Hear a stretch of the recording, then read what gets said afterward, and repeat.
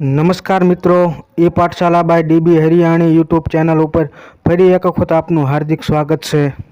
નમસ્કાર મિત્રો, આપણી યુટ્યુબ ચેનલ ઉપર ગુજરાતી સાહિત્યનો અભ્યાસ ચાલી રહ્યો છે અને અગાઉ ઘણા બધા વિડીયો પણ ગુજરાતી સાહિત્યના અપલોડ કરી દીધા છે. તો એ તમામ વિડીયોનો સારી રીતે અભ્યાસ કરી લેવા વિનંતી, જે તમને આવનારી તમામ સ્પર્ધાત્મક પરીક્ષાઓમાં ઉપયોગી સાબિત થશે. આજના આ વિડીયો લેક્ચરમાં મધ્યકાલીન ગુજરાતી સાહિત્યના ભક્ત કવિ, ગરબી સમ્રાટ એવા કવિ દયારામ વિશેનો અભ્યાસ કરવાનો છે. તો શરૂ કરીએ ભક્ત કવિ વિશેનો અભ્યાસ. કવિ દયારામનો જન્મ ઈસવીસન 1775માં થયો હતો તેવું માનવામાં આવે છે. હવે કવિ દયારામને મળેલા કેટલાક બિરુદો જોઈએ તો તેમને કયા કયા બિરુદ મળ્યા છે? તો ભક્ત કવિ, બંસી બોલનો કવિ, વૃંદાવનની ગોપી, ગરબી સમ્રાટ, રસિક શૃંગારી, રસીલો ફક્કડ કવિ વગેરે જેવા મહત્વના કેટલાક દયારામના બિરુદ છે અને પરીક્ષાની અંદર ઘણી વખત પૂછાઈ પણ ગયેલા છે. હવે ભક્ત કવિ દયારામની કેટલીક બેઝિક માહિતી મેળવીએ તો ભક્ત કવિ દયારામનો જન્મ ડભોઈ ખાતે, જે વડોદરા જિલ્લાની અંદર આવેલું છે, ત્યાં તેમનો જન્મ થયો હતો. ત્યારબાદ તેમનું વતન ચાંદોદ છે અને જે તેમનું મામાનું ઘર કહેવાય છે.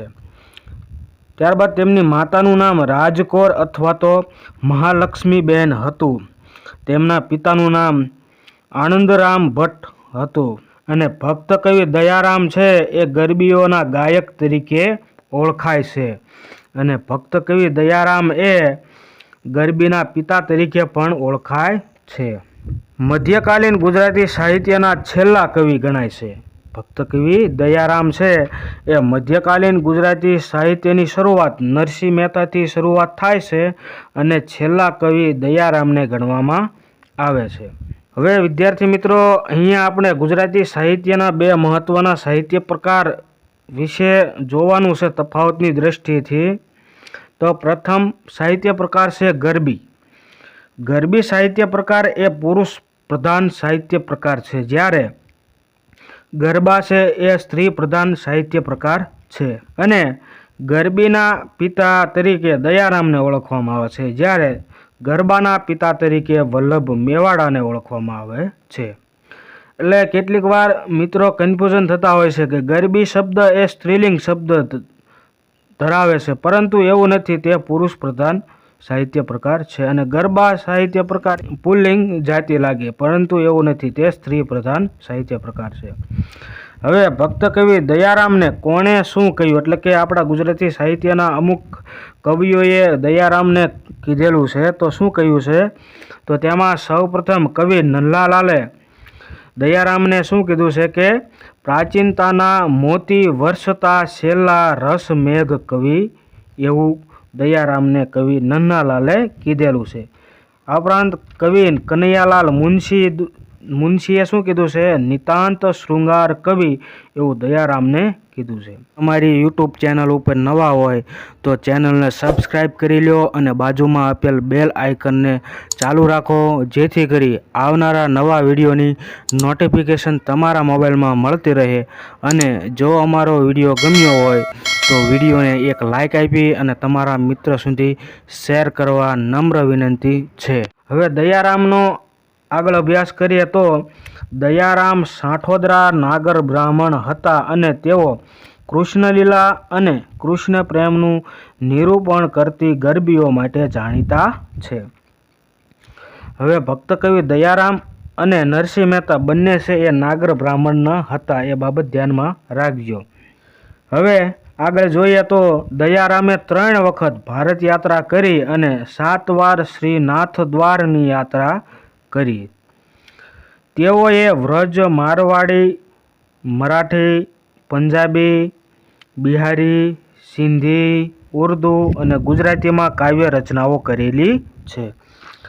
ભક્ત કવિ દયારામે ઘણી બધી ભાષામાં રચના કરેલી છે.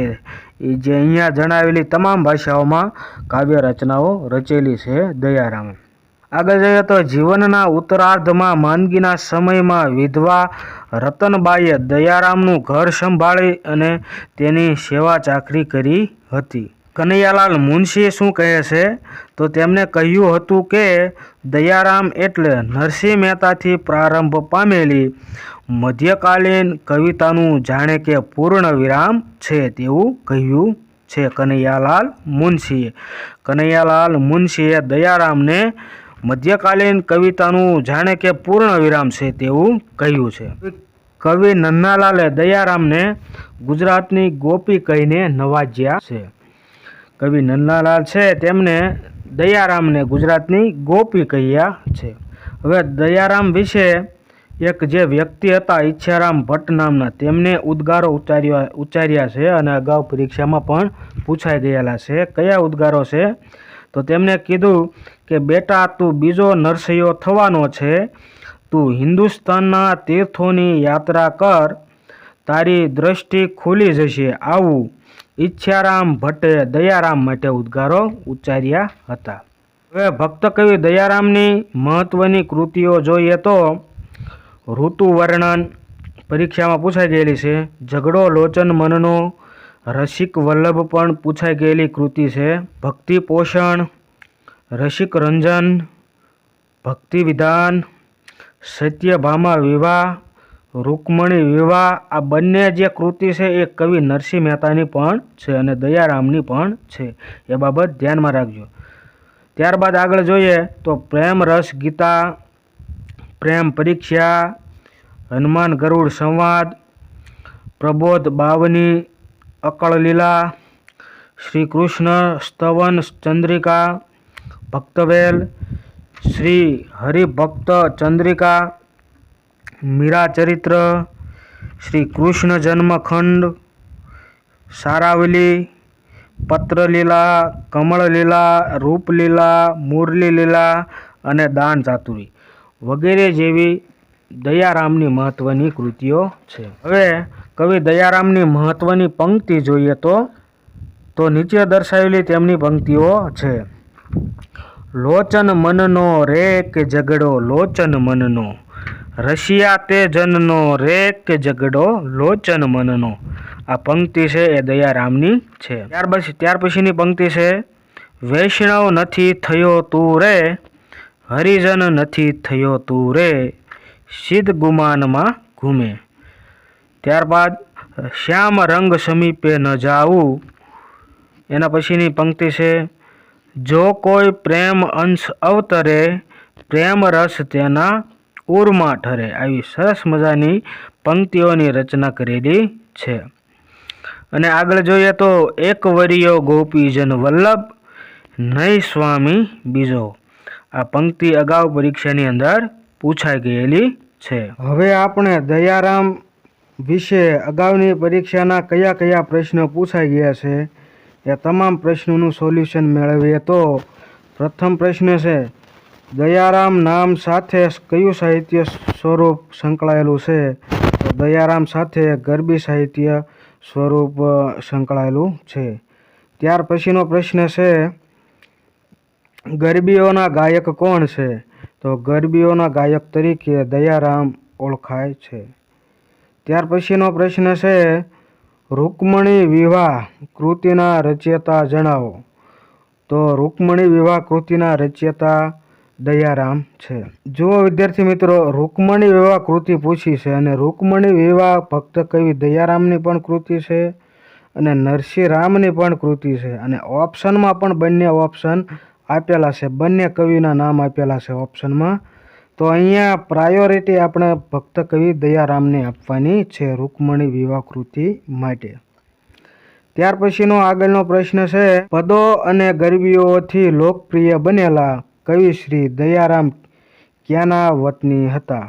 કવિ દયારામ છે એ ચાણોદના વતની હતા.